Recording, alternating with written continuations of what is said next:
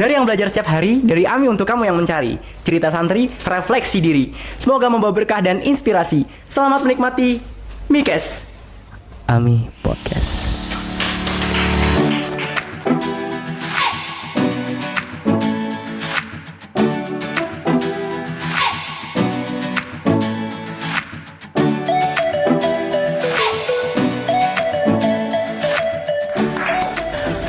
Halo semuanya, selamat datang di Mikes Ami Podcast, tempat kita ngobrol santai tentang hal-hal yang dekat banget dengan kehidupan kita. Siapin kopi atau teh kamu? Udah pada disiapin belum? Udah. Ya, karena kita bakal ngebahas sesuatu yang menarik banget. Hari ini kita kedatangan tamu yang cukup menarik nih. Para penonton, izinkan kami mengajak kalian untuk menyelami cerita tentang Haidar Ali Alkaf dan medali perunggunya. Udah pada penasaran belum sama Haidar Ali Alkaf? Oke deh, biar nggak kasir kalam, kita langsung saja sambut bintang tamu kita kepada Haidar Ali Alkaf. Dipersilahkan.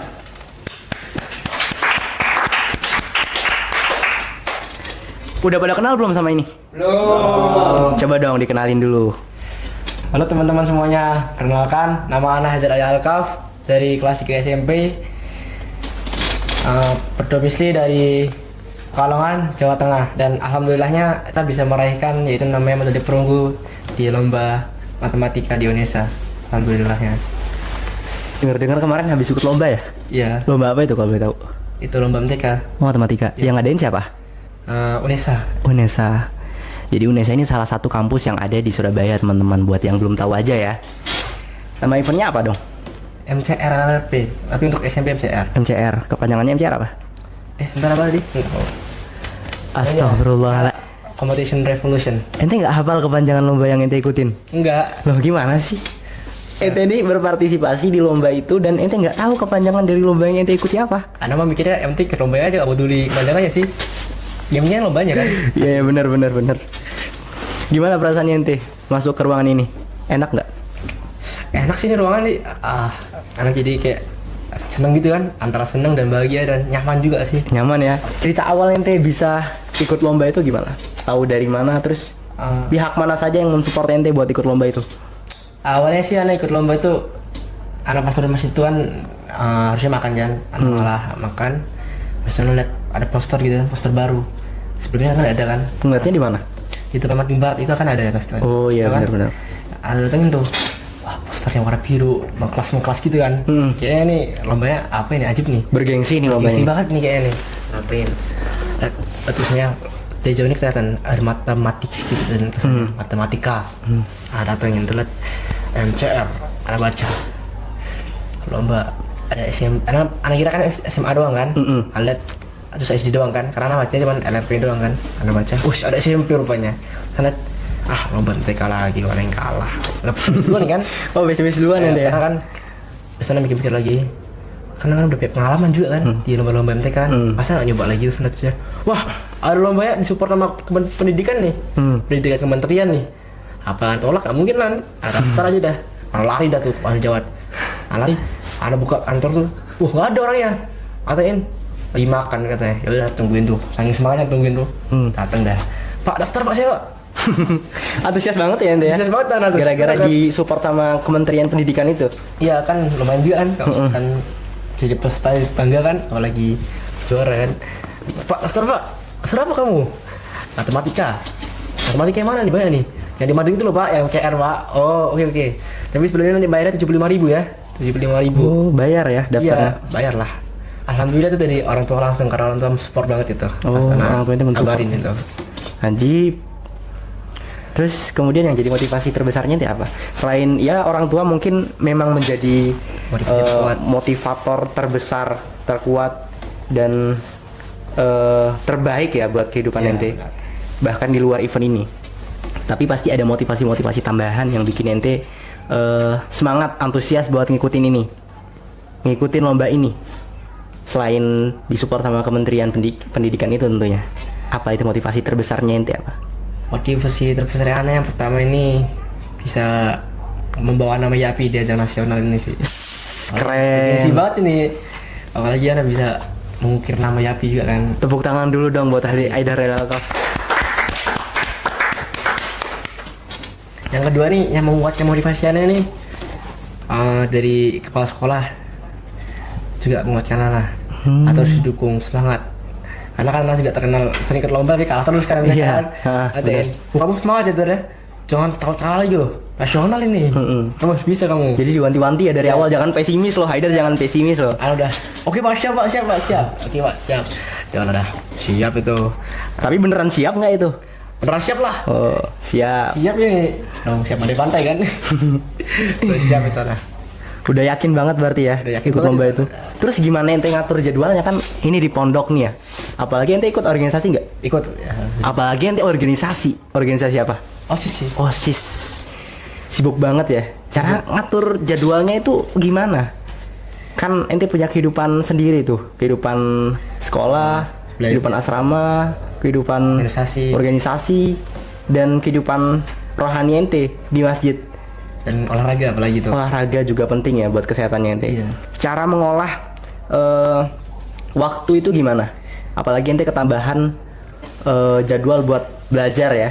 Iya. Menjelang event MCR ini. Yang pertama itu yang anak pentingkan ini di pendidikan dulu kan ya. Pendidikan ini yang namanya waktu nggak jadi ubah kan. Kalau udah itu aja kan waktunya. Iya. 7 mulai kan sampai jam 3 Pak. Sore kan pulang kan tuh. Itu anak mens itu caranya itu ketika waktu istirahat tuh kan, istirahat dunia biasanya kan anak pakai untuk belajar sampai bel. Selesai itu istirahat, habis makan belajar lagi. Itu anak pakai mens itu anak isi waktunya tuh. Waktu khusus belajar MTK nggak boleh pakai alat nanya, nggak boleh majelas kan. Selesai pulang sekolah anak pakai lagi belajar. Yang kedua itu masalah rohanian masjid itu. Subuh dan maghrib isya zuhur itu kan. Ya masalah subuh itu anak bisa main situ caranya selesai salat subuh itu bukannya aktivitas apa-apa tapi untuk belajar. Oh, belajar ente ya? Iyalah, kadang-kadang suka tidur sih biasanya. Tidur juga sih. Tapi buat lomba ente Demi lomba biar ini biar terlaksana semaksimal mungkin ente pakai buat belajar ya, waktu-waktu kosong yang biasanya ente pakai buat tidur malahan ya. Keren sih. anak belajar itu dari subuh sampai jam 1 sekitar jam 5.30-an mandi sampai udah siap-siap semua dari piket dan lain-lainnya itu sampai jam 5.45 anak ke sekolah naruh tas itu anak sambil nunggu biasanya lo konsumsi kan jam 6 kan. Tuh ada waktu 15 menitan lah renggang itu anak pakai belajar lagi, anak buku belajar dikit-dikit lah soal-soal anak kerjain. Kalau udah itu udah waktu makan tuh udah nggak boleh buat belajar tuh.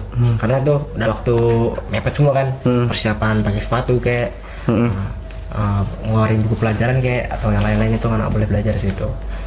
Udah untuk waktu selesai sholat maghrib isya tuh anak bisa pakai mens itu dengan cara selesai makan tuh anak nggak boleh yang namanya majelis itu. Nggak boleh majelis, nggak boleh namanya Full buat belajar semuanya ya. belajar lah. Belajar tuh kan. Yang ketiga yang namanya olahraga. Apalagi olahraga ini penting kan. Apalagi anak hobi juga futsal kan. Apalagi namanya futsal itu anak hobi parah itu. Kalau biasa sering main itu. Kalau ada Kamis, Jumat, apalagi cetak-cetak itu kan Senin olahraga PJOK. Itu anak PJOK bukannya olahraga karena lomba ya. Buat belajar malahan di kamar. Jadi banyak waktu yang kita korbankan buat ini ya. Belajar doang gitu. Terus anak relakan juga tuh olahraga itu. Yang namanya hobi futsal banget tuh. Anak relakan kan jadi futsalnya sering jadi seminggu sekali doang. Mainnya cuma hari Senin doang sama angkatan doang mainnya. Sisanya Kamis Jumat anak main. Anak pakai buat belajar terus kasih izin. Ini anak lomba. Senang tuh kasih lomba. Oke, siap-siap. Dikasih tuh sambil dikasih tahu. Kamu harus juara ya, harus lolos minimal lah. Semifinal lah. Ini kan namanya nasional kan. Tuh anak support banget. Anak semangat tuh support banyak guru, banyak ustadz. Kerjain dah tuh anak soal. Itu sih yang anak pakai untuk manage waktu. Apalagi organisasi biasanya anak pakai itu ketika bener-bener mepet ya. Bener-bener mepet tuh apa anak pakai waktunya karena kan mepet kan, nggak ada yang namanya struktur kan. Apalagi anak sebagai organisasi yang publikasi nggak ada jam-jam kan. Tuh ngedit masalah apa kayak jadi anak terpaksa kan apa anak pakai waktu paling sejam, itu nggak boleh lebih sejam itu. Jadi benar-benar ketat ya. Iya benar. Manajemen waktu yang ente buat ini buat mensukseskan lomba yang ente ikut biar maksimal gitulah ya. Bener-bener digempur sama ente ini waktunya. Terus tadi ente sempat tinggung, ente pernah ikut lomba lagi sebelum ini? Pernah sih. Pernah. Pernah. Kapan itu? kelas 1 SMP itu lomba sama juga seperti ini, UNED. Oh, Nets. Itu Universitas Jember ya? Tapi beda tingkatannya, dia provinsi tadi. Itu Kalau provinsi. ini nasional nih yang Nasional. kemarin yang ikutin. Provinsi itu pernah nah, pas tuh kalah di peringkat 500 itu. 500 itu 300-an lah lupa. 500 tuh. Udah malu banget nih. Apa ini? Nggak lihat banget nih. Terus ada lagi lomba di kelas 2 tuh. Jadi setiap tingkatannya naik lomba terus MTK tuh. Wah, ini bisa jadi pelajaran juga ini buat teman-teman penonton. Jadi Haidar ini bukan sekali 2 kali doang ikut lomba, tapi banyak di waktu-waktu sebelumnya dia ikut berpartisipasi dalam lomba yang sama, yaitu lomba matematika. Cuman pelajaran dari seorang Haidar ini adalah jangan pernah berputus asa. Dia jatuh di kelas 1 SMP, dia gagal dalam mengikuti lomba matematika. Ya benar ya. Benar. Terus kemudian di kelas 2 SMP dia ikut juga lomba matematika. Cuman jatuh lagi, dia kalah lagi. Tapi kemudian di tahun ketiganya dia di pondok ini akhirnya dia mendapatkan apa yang sepantasnya dia dapatkan, yaitu kemenangan. Berupa apa? Medali perunggu ya. Keren banget sih Dar. Nah, buat Haidar Al-Alkaf, tantangan terbesar ente selama menjelang acara ini apa? Selain manajemen waktu ya, mungkin soal-soalnya juga yang masih misteri menjadi tantangan terbesarnya ente. Apa yang menjadi tantangan terbesarnya ente? Penyisihan dong sih. Babak penyisihannya. Sama semifinal sama aja. Jadi ya penyisihan ini sudah lihat nih peserta 700 kan. 700 nih. Masa sih diambil 60 peserta? Ada bisa sih. Anak aja sekelasnya provinsi aja sama kabupaten aja masih kalah, apalagi nasional kan? Iya. Lawannya Cina-Cina kacamata lagi.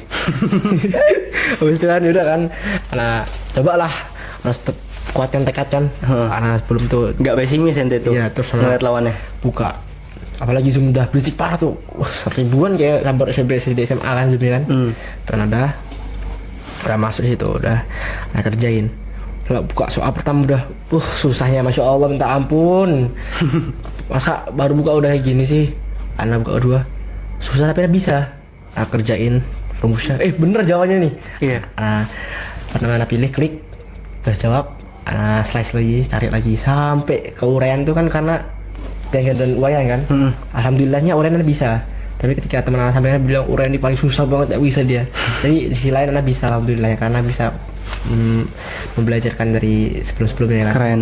Berarti hasil jerih payah ente membuahkan hasil ya. Iya.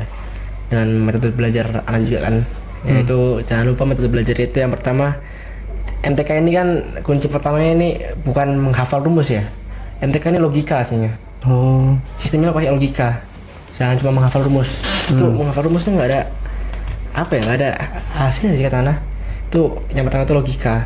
Dia harus bisa menangkap poin-poin intinya, apa penyebabnya, gimana caranya, itu harus logika semuanya. Apalagi soal-soal logika biasanya. Karena MTK kan logika juga kan. Iya. Karena orang yang pintar MTK pasti pintar logika juga kan. Logikanya pasti jalan yang bisa MTK. Habis itu yang pertama tuh jangan kebanyakan teori-teori lah.